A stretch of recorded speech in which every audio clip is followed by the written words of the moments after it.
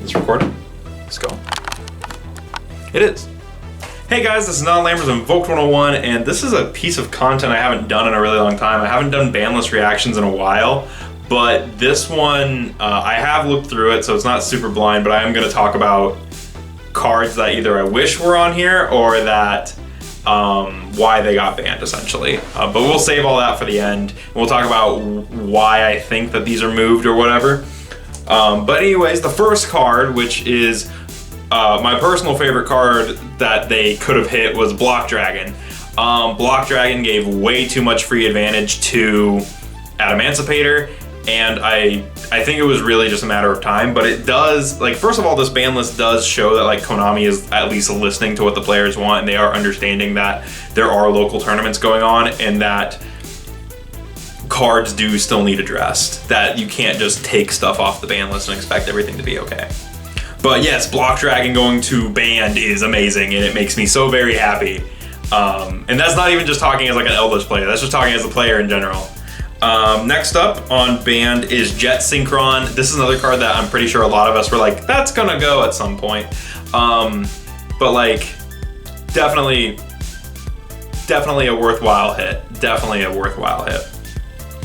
The next card is Mecha Phantom Beast O-Line. I don't think a lot of us were kind of like putting money on this card getting hit, especially banned even. But O-Line gone, and there's no new, these are the only things that got banned, which is kind of cool.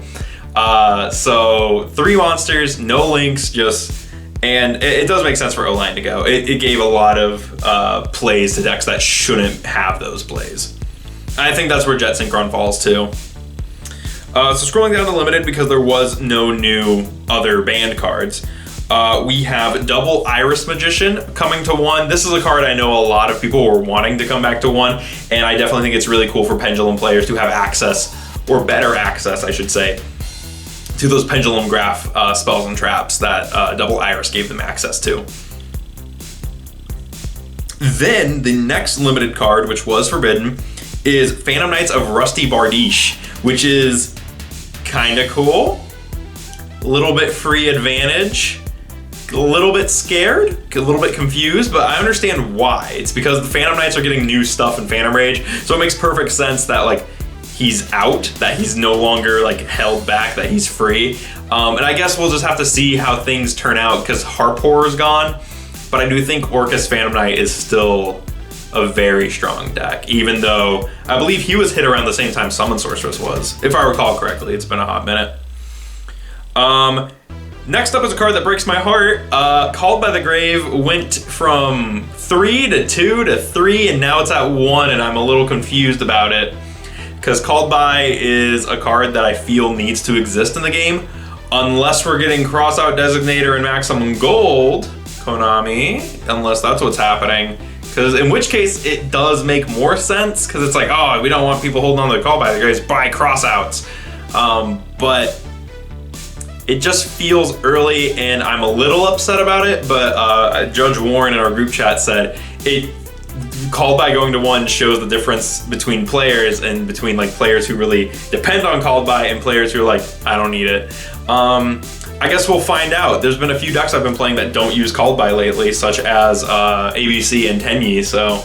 Oh, and Eldritch. I don't think I played an Eldritch either, so I guess we'll find out. Another card that has come off the list and gone to 1 is Harpy's Feather Duster. That's a really interesting pick, because Lightning Storm is still kind of fresh, but this is a card that I think a lot of us, like Regeki went to 1 in the OCG, so they had Duster and Regeki at 1, and we were all like, so we're gonna get Duster, right? And then we never got Duster. So I guess this is just them giving us Duster.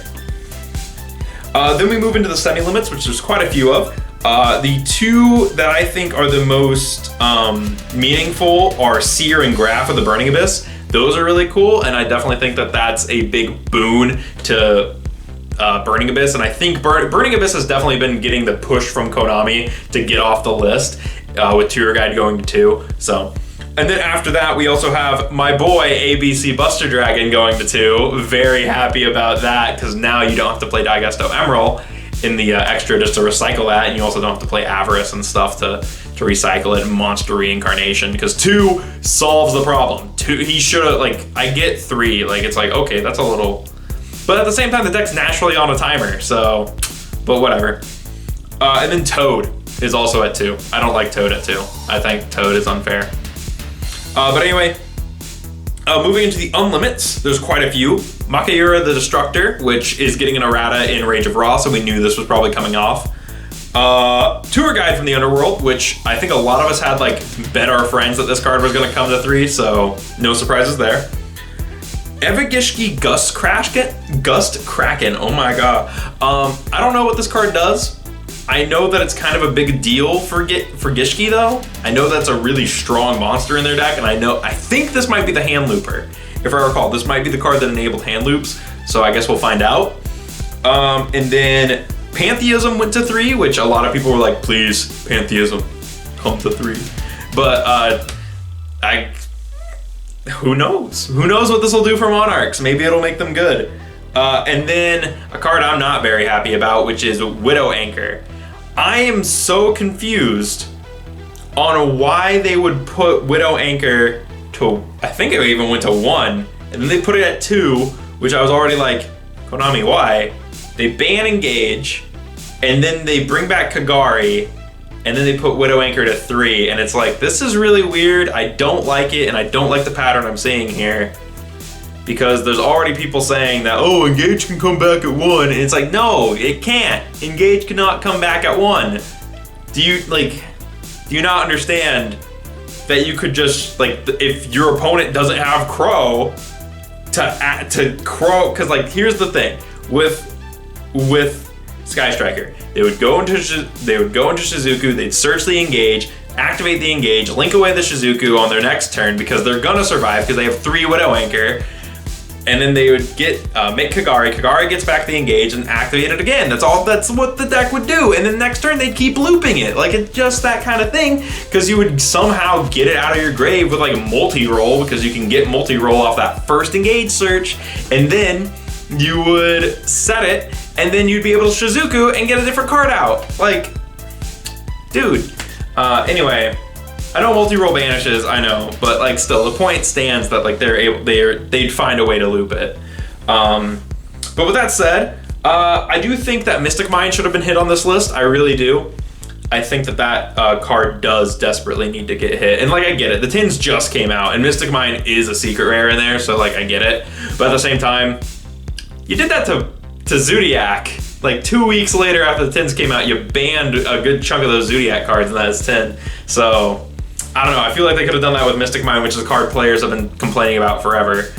Like since before it literally came over to the TCG. Like it came out in the OCG, and the OCG was like, hey, that's not cool.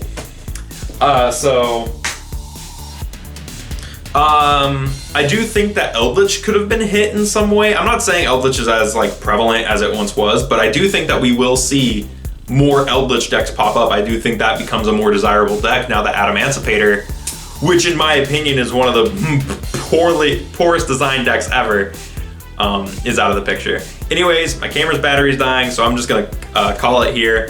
Thank you guys for watching, and I will see you in the next video.